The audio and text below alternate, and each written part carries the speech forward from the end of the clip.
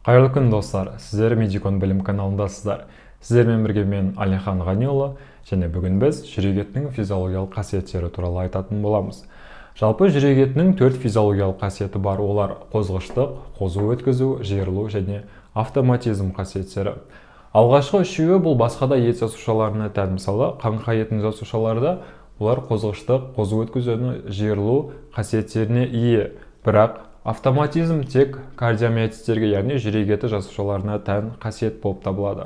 Бұл осымен ерекшеленеді. Сонымен қатар әдебиетте тақырыппен танысу барысында сіздерге келесідей терминдер кездесуі мүмкін. Олар батмотропты әсер, дромотропты әсер, инотропты әсер және хронотропты әсер. Яғни бұл қандай да бір сыртқы немесе ішкі факторлардың кардиомиоцит жұмысына немесе физиологиялық қасиетіне әсері туралы сипаттағанда қолданылатын терминдер. Егер сізге мысалы батмотропты әсер, оң батмотропты әсер деп берсе, онда сіздер осы моментте кардиомиоциттің қозғыштығына оң әсер ететін, яғни оның қозғыштығын арттыратыны туралы ойлауыңыз керек. Мысалы теріс дромотропты әсер деп берсе, яғни ол кардиомиоциттерде қозуды өткізуді теріс әсер ететін, яғни қозуды өткізу қабілетін төмендететіні туралы айтылып жатқанын сразу түсінесіздер. Сол секілді инотропты әсер, ол кардиомиоциттердің жиырылғыштық қабілетіне әсерін сипаттаса, хронотропты әсер ол автоматизмге, яғни жиырылу жиілігінің өзгерісіне әсерін сипаттайды. Яғни оң хронотропты әсер жиырылу жиілігін арттырады, ал теріс хронотропты әсер ол керісінше автоматизмді жиырылу жиілігін төмендетеді деген сөз. Бұл жолғы видеомызда жүрек етінің физиологиялық қасиеттерінің ішінен жүрек етінің қозғыштығы туралы айтатын боламыз. Жалпы қозғыштық дегеніміз не? Қозғыштық дегеніміз бұл кез келген тін жасушасының қандай да бір тітіркендіргішке жауап беру қабілеті. Ал оның беретін жауабы тітіркендіргішке ол қозу болып табылады. Ал қозудың ең көрнекті мысалы әрине ол әрекет потенциалы. Давайте біз енді жүрек етінің, яғни кардиомиоциттердің әрекет потенциалын қарастырайық. Жалпы әрекет потенциалы дегеніміз не? Әрекет потенциалы дегеніміз бұл белгілі бір уақыт барысында жасуша мембранасындағы зарядтың өзгеру сипаты. Әрекет потенциалы біз әрине бұл иондардың концентрациясына және жасуша мембранасындағы иондық насостар, яғни иондық каналдардың жұмысына байланысты болады. Кардиомиоциттерде кардиомиоцит жасушасы деп алсақ, типті кардиомиоцит жасушасы. Бұларда иондардың концентрациясының өзгерісі қандай? Негізінен кардиомиоцит жасушаларының ішінде калий иондарының концентрациясы жоғары болады. Ал керісінше жасуша аралық кеңістікте натрий иондары мен кальций иондарының және хлор иондарының концентрациясы жоғары болады. Сонымен қатар кардиомиоцит мембранасында натрий каналдар бар, потенциал тәуелді натрий каналдар, немесе оны жылдам каналдар деп атайды. Потенциал тәуелді кальций каналдар бар, немесе бұларды баяу каналдар деп атайды. Және де сәйкесінше калий каналдар мен хлор каналдары болады. Так, бізде әрекет потенциалы, кардиомиоциттерде әрекет потенциалы қалай басталады? Негізінен кардиомиоциттердің типті кардиомиоциттерде қозу табалдырығы бізде ол примерно минус 85 милливольт деңгейінде кездеседі деп береді. Яғни осы кезде кардиомиоциттерге бұл біздің жағдайымызда тітіркендіргіш бұл өткізгіш жүйесі арқылы келетін импульс болып табылады. Мысалы осы жерде мысалы синатриалды түйіннен импульс келді кардиомиоцитке нүктеде. Дәл осы кезде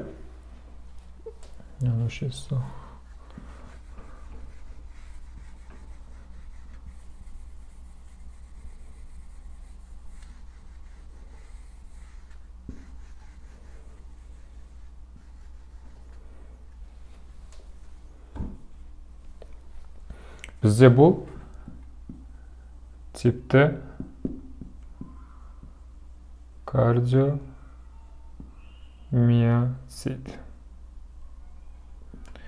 Яғни бізге импульс әсер еткен кезде клеткаға импульс әсер етті. И осы кезде бізде жылдам натрий каналдары ашылады да, бізде натрий иондары жасуша ішіне өте жылдам кіре бастайды. И бұл кезде мембрананың заряды тез арада оң мәнге қарай ұмтыла бастайды. Және ол плюс 20 милливольт деңгейіне жетеді. Яғни бұл кезде бізде бастапқы кезең, әрекет потенциалының бастапқы кезеңі, яғни деполяризация.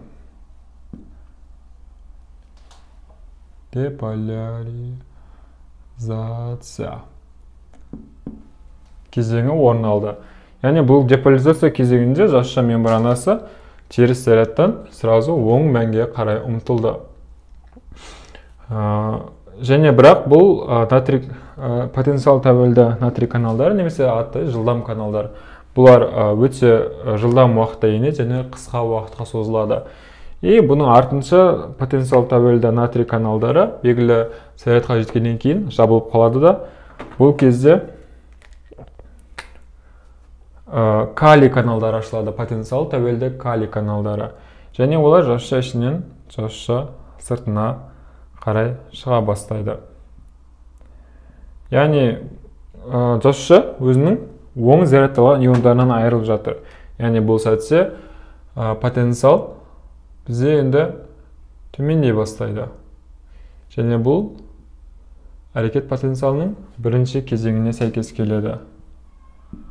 Ол кезең бізде бастапқы реполяризация деп аталады. Бастапқы реполяризация. Яғни бұл жерде оң зарядталған иондардан айырылды клетка, сәйкесінше бізде заряд төмендей бастады. Бірақ дәл осы сәтте бізде енді потенциал тәуелді кальций каналдары ашылады.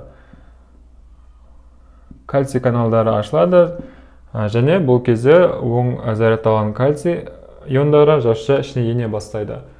Бірақ бұлар баяу каналдар болып табылады, және клеткалардың жасуша ішіне енуі баяулайды. Сонымен қатар бұл кезде калий иондарының жасуша сыртынан шығуы біршама баяулайтыны көрсетілген. Яғни клетка оң зарядтарға ие отыр, сәйкесінше сонымен қатар бір уақытта оң зарядтардан айырылып жатыр. Яғни бұл кезде мембрана заряды өте қатты өзгермей және осылай бір тегіс сызық күйінде болады. Бұл бізде әрекет потенциалының екінші кезеңіне сәйкес келеді. Яғни ол бізде плато деп аталады. Плато бұл мембрана зарядының біршама тұрақты болуына сәйкес келетін кезең, және бізде осындай бір тегіс сызық күйінде көрінеді. Одан кейін бізде кальций каналдары бұлар ұзақ ашылып тұруға қабілетсіз, олар примерно 100-150 миллисекундтан кейін жабылып қалады да, әрі қарай бізде тек калий иондары ашық қалады. И жасуша сыртына калий иондары шығады. И сәйкесінше оң зарядтан айырылғандықтан бізде мембрана заряды қайтадан теріс мәнге дейін төмендейді, тыныштық потенциалына дейін төмендейді. Яғни бұл кезең бізде үшінші кезең. Реполяризация деп аталады. Реполяризация. Және бізде бұл бастапқы деңгейіне жеткен кезде ол бастапқы өзінің минус 85 милливольт тыныштық жағдайына келді. Және бұл бізде төртінші кезең. Төртінші кезең бізде тыныштық кезеңі деп аталады.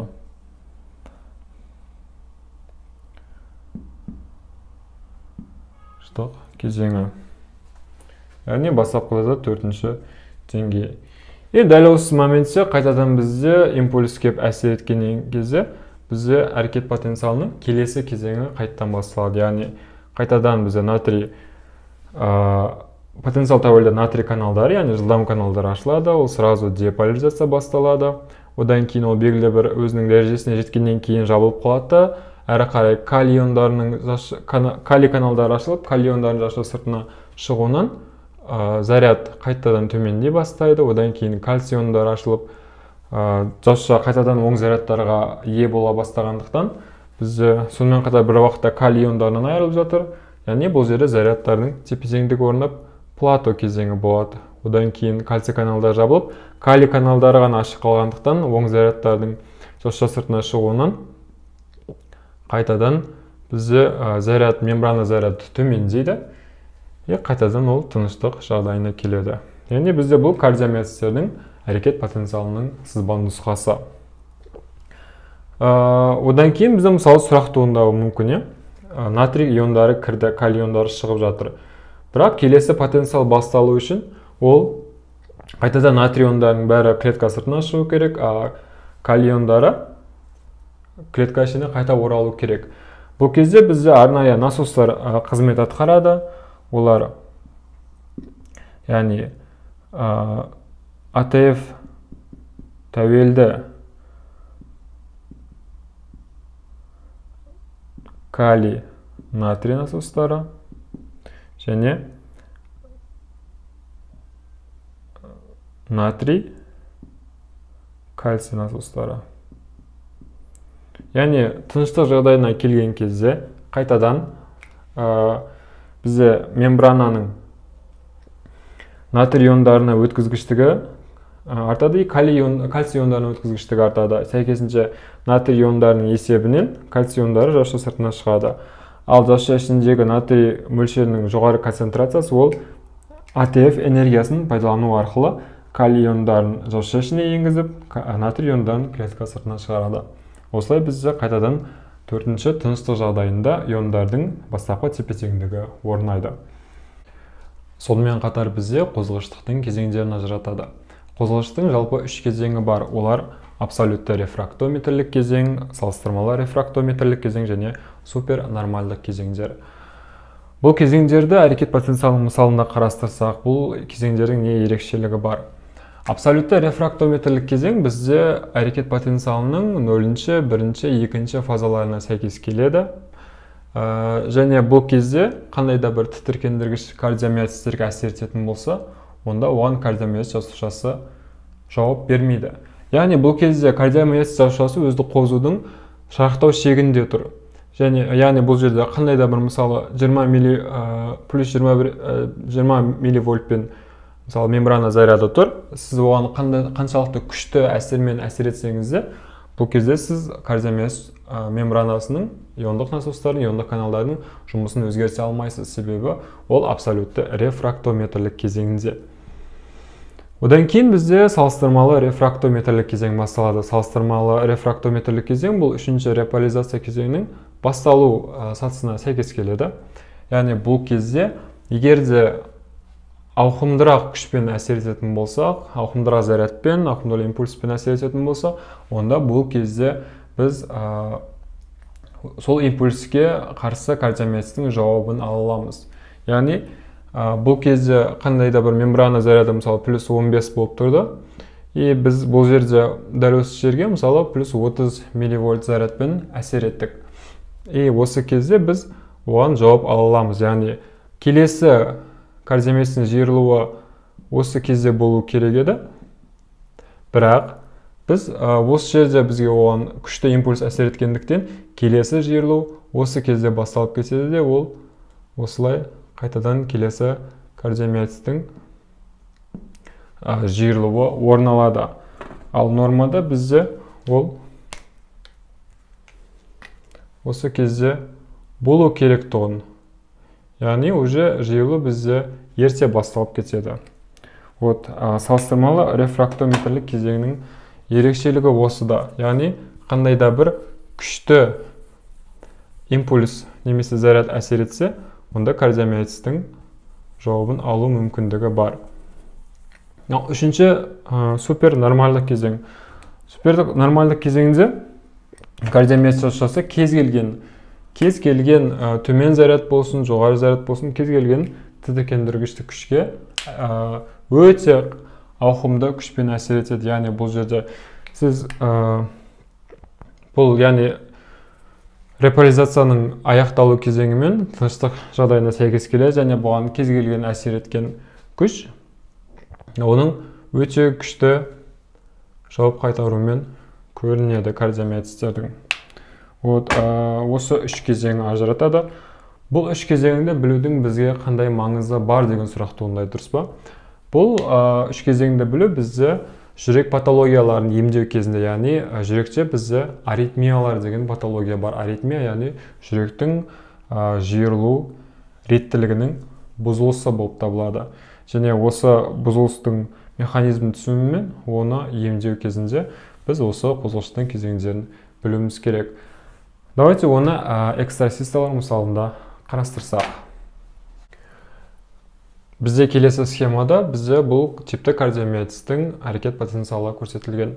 Типті кардиомиоцитің әрекет потенциалы, яғни әрбір кардиомиоцитің әрекет потенциалының басталу кезеңі бұл синатриалды түйіннен келетін импульсті тәуелді болады. Яғни әрбір импульс келеді, әрекет потенциалы болады, тыныштық жағдайына өтті, импульс келді, қайттан әрекет потенциалы, тыныштық жағдайы, импульс, қайттан әрекет потенциалы. Жүректе бізде экстрасистола деген патологиялар бар. Бұны сіздер норма физиологияда кішкене қарастырып өтулеріңіз мүмкін. Бұл сіздерде әдебиеттеріңізде берілген. Так, экстрасистола дегеніміз не? Экстрасистола дегеніміз қандай да бір синатриалды түйіннен басқа жүректің басқа бөлігінде эктопиялы ошақтар пайда болады. Импульс түзуге қабілетті. Және олар нормаға сай емес импульстер түседі. И ол бізде жүректің бір қалыпты жиырылуын бұзылысын алып келеді. Яғни ол қандай? Біз білеміз, қозғалыштың кезеңдеріне сәйкес салыстырмалы рефрактометрлік және супернормалдық кезеңде біз мембрананың әрекет потенциалына әсер ете аламыз және жаңа әрекет потенциалының басталуын туғыза аламыз. Яғни бізде синатриалды түйіннен мысалы импульс келді, ол әрекет потенциалын бастады, и ол салыстырмалы рефрактометрлік кезеңге сәйкес кезеңге келген кезде осы кезден қандай да бір мысалы эктопиялық ошақтан бұған импульс, күшті импульс келіп әсер етеді. И ол осы кезде келесі әрекет потенциалының кезеңін бастап кетеді. Яғни осы кезде келесі әрекет потенциалы басталады.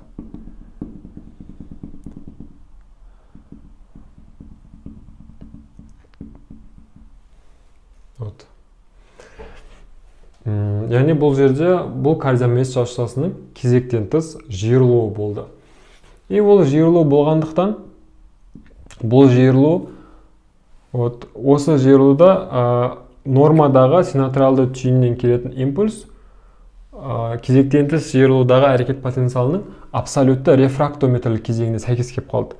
И бұл кезде біз білеміз, абсолютті рефрактометрлік кезеңде ешқандай импульс бізде әрекет потенциалына әсер ете алмайды. Сәйкесінше бұл импульске біздің кардиомиоцит жасушамыз жауап бермейді. И бұл әрекет потенциалы аяқтала берген тұста бұл жерде уже синатриалды түйіннен келетін импульс жоқ. Ол импульс біршама уақыттан кейін келеді. Сол себепті бұл кезектен тыс жиырылу мен келесі норма жиырылудың арасы салыстырмалы түрде ұзарады. Және бұл бізде компенсаторлы ұзару кезеңі деп аталады. Ол эктопиялы ошақтан келетін импульске қарай және үзілістің ұзақтығына қарай жартылай немесе толық компенсаторлық үзіліс болуы мүмкін. Яғни бізге қозғалышты білудің не маңызы бар? Егерде бізде науқасымызда аритмия орын алды, қандай да бір эктопиялы ошақ пайда болды жүректегі патология салдарынан. Және біз бұған қалай әсер ете аламыз? Біз бұл жерде, яғни либо әрекет потенциалын қозғалыштықтың абсолютті рефрактометрлік кезеңінің ұзаруын қамтамасыз ете аламыз. Яғни мысалы нормада бізде осындай болса, эктопиялы ошақтан келіп жатыр, импульстер жиі, и науқаста тахикардия болып жатыр, жүрек тез соғады. Егер біз абсолютті рефрактометрлік кезеңді ұзартатын болсақ, уже эктопиялық ошақтан келетін импульс, ол бізде кардиомиоциттің әрекет потенциалының абсолютті рефрактометрлік кезеңіне сәйкес келіп қалады, иә? И біз білеміз, бұл жерде ол сыртқы эктопиялық ошақтан келген импульске жауап бермейді. И дәл осылай бізде эктопиялық ошақтың әсерін біз шектей аламыз. Ал бұл абсолюттік рефрактометрлік кезеңді біз қалай ұзарта аламыз? Біз натрий каналдарының тез натрий каналдарының жұмысын біз баяулата аламыз. Баяулатқан кезде бізде, яғни тікей емес, ол біршама ұзақ уақытқа созылады. И осылай, эктопиялық ошақтан келетін импульс бізде абсолютті рефрактометрлік кезеңге түсіп қалады. Немесе калий каналдарының блокаторларын берсек болады. Бұл кезде бізде нормада келетсе деполяризация, а бастапқы реполяризация кішкене ұзарады. Яғни плато қайтадан ол бізде эктопиялық ошақтың келетін импульсінің абсолютті рефрактометрлік кезеңге түсіп қалуына ыңғай жасайды. Осылай біз аритмияларды емдеуде қозғалыштың кезеңдерін білу маңызды екенін түсінеміз. Осымен біз бүгінгі лекциямызда типті кардиомиоциттердің қозғалыштығын қарастырдық. Атипті кардиомиоциттердің қозғалыштығын біз жүректің өткізгіш жүйесін сипаттағанда толығырақ айтып өтетін боламыз. Себебі ол тақырыппен ол тығыз байланысты болғандықтан. Осымен біздің бүгінгі лекциямыз аяқталды, өз мәресіне жетті. Пайдаларыңызға жарайды деген ойдамын. Назар салып тыңдағандарыңызға рахмет. Келесі видеоларда кездескенше қош, сау болыңыздар.